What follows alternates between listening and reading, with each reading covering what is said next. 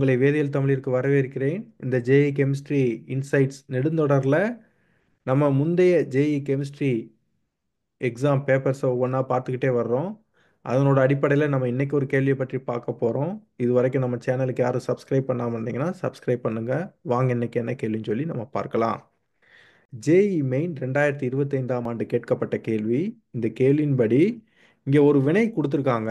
இந்த வினையோட முடிவில் நமக்கு ப்ராடக்ட் பி வந்து நமக்கு உருவாகுது. கீழே வந்து 4 விடைகள் கொடுத்துருக்காங்க. வாங்க எது சரியான விடைன்னு சொல்லி இந்த கேள்விக்கு பார்க்கலாம். ஸோ முதல்ல கேள்வி எழுதிக்கிடுவோம். ஸோ இந்த கேள்வியில் வந்து பார்த்தீங்க அப்படின்னா இந்த சப்ஸ்ட்ரேட் வந்து ஜிங்க், மெர்க்குரி, அமால்கம் மற்றும் ஹைட்ரோகுளோரிக் ஆசிட் முன்னிலையில் வினைபுரியும் பொழுது நமக்கு ப்ராடக்ட் பி வந்து நமக்கு கிடைக்குது. உங்களுக்கு இந்த ஜிங்க், மெர்க்குரி, அமால்கம் மற்றும் ஹைட்ரோகுளோரிக் ஆசிட்டை பார்த்தவொடனே பெரும்பாலானவங்க கண்டுபிடிச்சிருப்பீங்க. இந்த வினை வந்து ஒரு கிளமன்சன் ஒடுக்கம், அதாவது கிளமன்சன் ரிடக்ஷன் அப்படின்னு சொல்லி கண்டுபிடிச்சிருப்பீங்க. ஆமாம், இந்த வினை வந்து ஒரு கிளமன்சன் ஒடுக்க வினை தான். சரி, கிளமன்சன் ஒடுக்க வினை அதாவது கிளமன்சன் ரிடக்ஷன்னா என்ன அப்படின்னு சொல்லி பார்க்கலாம். ஸோ கிளமன்சன் ஒடுக்க வினைங்கிறது ஆல்டிஹைட் மற்றும் கீட்டோன்களை வந்து அதனுடைய ஹைட்ரோ கார்பன்களாக ஜிங்க் மற்றும் மெர்க்குரி கலவையை பயன்படுத்தும் பொழுது நமக்கு ஹைட்ரோ கார்பனாக மாற்றம் அடையக்கூடிய நிகழ்வை தான் நம்ம கிளமன்சன் ஒடுக்கம் அப்படின்னு நம்ம சொல்கிறோம்.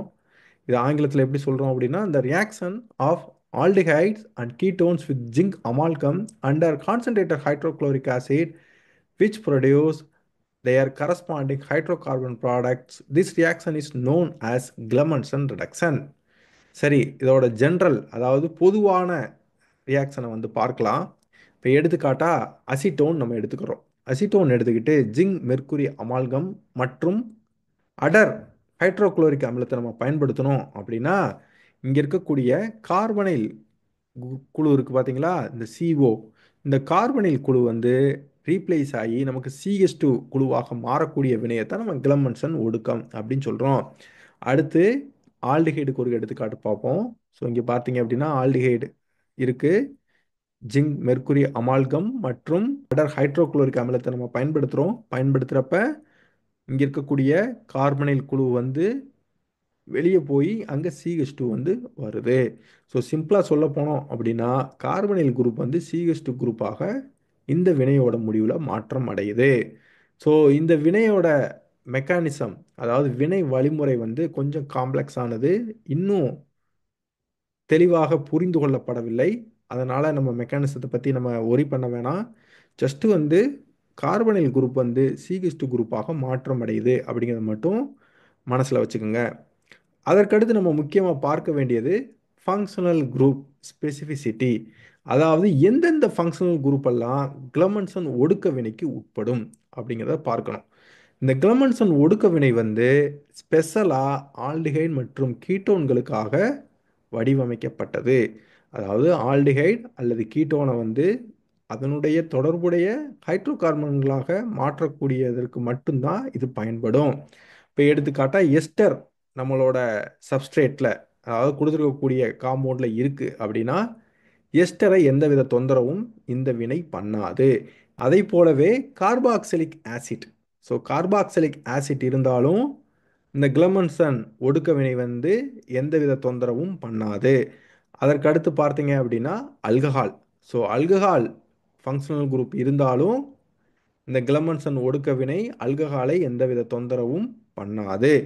சிலருக்கு ஒரு டவுட் இருக்கலாம், இந்த வினையில் அல்கஹால் வந்து ஒரு இடைப்பொருளாக உருவாகலாம், அதாவது இன்டர்மீடியட்டாக உருவாகலாம் அப்படின்னு நீங்கள் நினச்சிங்க அப்படின்னா இந்த வினையில் அல்கஹால் இடைப்பொருள் வந்து உருவாகாது. இந்த வினையை வந்து சிம்பிளாக புரிஞ்சுக்கணும் அப்படின்னா கார்பனைல் குழு அதாவது C+O வந்து CH2 குழுவாக மாற்றம் அடையும், அதாவது ஹைட்ரோ கார்பனாக மாற்றம் அடையும். சரி, வாங்க நம்ம கேள்விக்கு போகலாம். ஸோ நம்ம கேள்வியில் இந்த சப்ஸ்ட்ரேட் வந்து நமக்கு கொடுத்துருக்காங்க. ஸோ இந்த சப்ஸ்ட்ரேட்டில் என்னென்ன ஃபங்க்ஷனல் குரூப்லாம் இருக்குது அப்படின்னு சொல்லி பார்ப்போம். என்னென்ன ஃபங்க்ஷனல் குரூப் இருக்குது?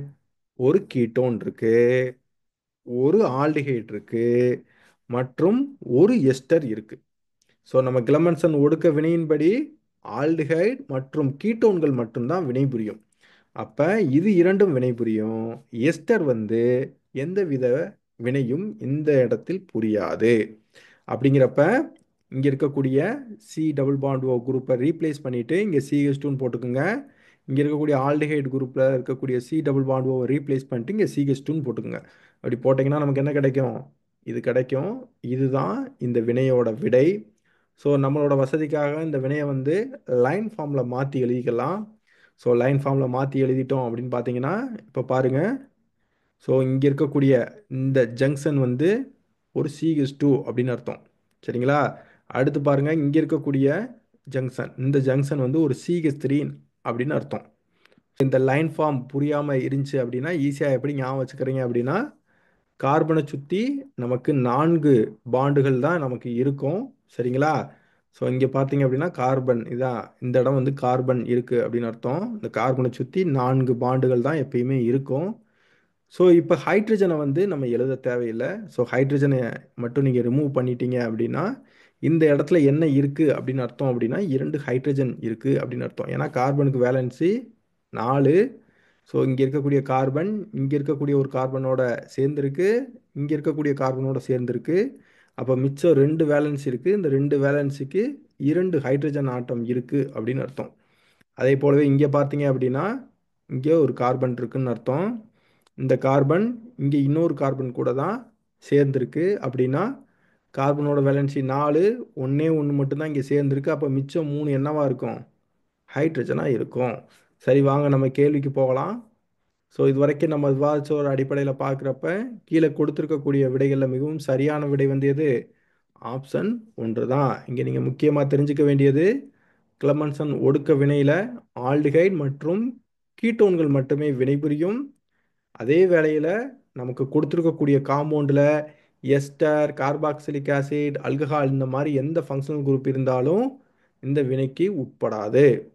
அது மட்டும் இல்லாமல் இன்னொன்று நீங்கள் இந்த வினையில் தெரிஞ்சுக்க வேண்டியது என்ன அப்படின்னா, இதனுடைய தொடர்புடைய இன்னொரு வினை என்ன அப்படின்னு பார்த்தீங்கன்னா வூல்ஃப்-கிஸ்னர் ரிடக்ஷன், அதாவது வூல்ஃப்-கிஸ்னர் ஒடுக்கம். இந்த வூல்ஃப்-கிஸ்னர் ஒடுக்கம் வந்து இதை போலவே ஆல்டிஹைட் மற்றும் கீட்டோன்களை வந்து நமக்கு ஹைட்ரோ கார்பன்களாக மாற்றும். ஆனால் உல்ஃப்-கிஸ்னர் ஒடுக்க வினை வந்து பேசிக் கண்டிஷனில் நடக்கும், அதாவது காரத்தோட முன்னிலையில் நடக்கும். சரி மாணவர்களே, உங்களுக்கு இன்னைக்கு எடுத்த கிளமன்சன் ஒடுக்க வினை வந்து புரிஞ்சிருக்கும்னு நான் நம்புகிறேன். உங்களுக்கு இந்த எக்ஸ்பிளனேஷன் பிடிச்சிருந்துச்சு அப்படின்னா லைக் பண்ணுங்கள், ஷேர் பண்ணுங்கள், கமெண்ட் பண்ணுங்கள். இது போன்ற கேள்விகள் அடிக்கடி வரணும் அப்படின்னா வேதியியல் தமிழிற்கு சப்ஸ்கிரைப் பண்ணுங்கள். மீண்டும் இன்னொரு கேள்வியில் சந்திக்கும் வரை நன்றி மாணவர்களே.